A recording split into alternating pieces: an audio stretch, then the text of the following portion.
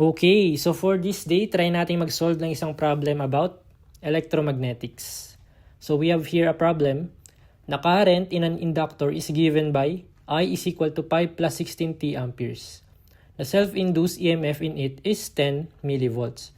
Find the energy stored in the inductor at t is equal to 1 second. Okay, so ang hinahanap natin for this problem is yung energy stored in the inductor. So ano nga ba yung formula for energy stored in the inductor? So we have formula, energy stored in an inductor is equal to 1/2 Li square. So 1/2 Li square. Ngayon, ang hinahanap natin dito is energy stored. So tingnan natin meron ba tayong L dito. So I think wala. Ang meron lang is yung self-induced EMF. Yung I naman natin is, ito siya. So, try natin magpalabas ng problem or magpalabas ng value given na meron tayong T dito. Okay? So, for I is equal to 5 plus 16T. So, 5 plus 16 times 1.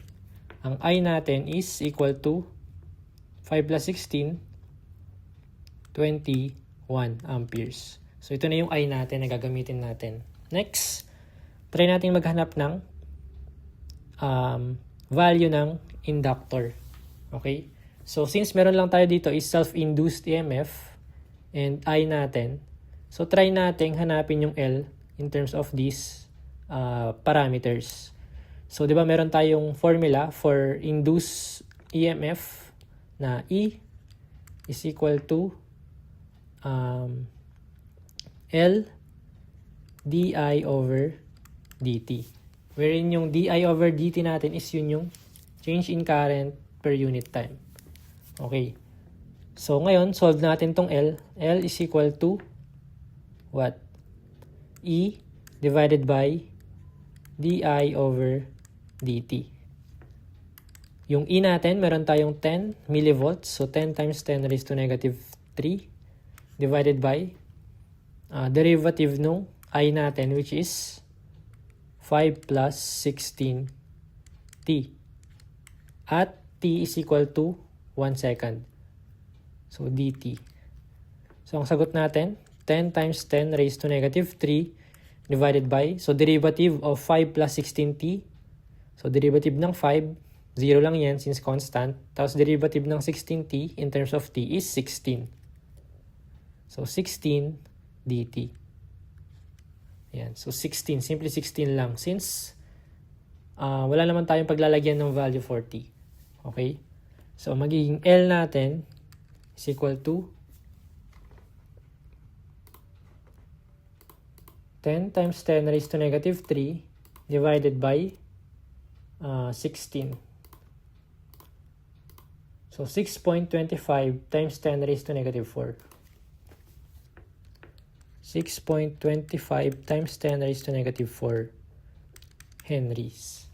And since may L and I na tayo, try na natin i-substitute dito sa original formula natin. So energy is equal to 1/2 times L 6.25 times 10 raised to negative 4 times 21 square. Okay, so energy natin stored in the inductor is equal to 0.5 times 6.25 times 10 raised to negative 4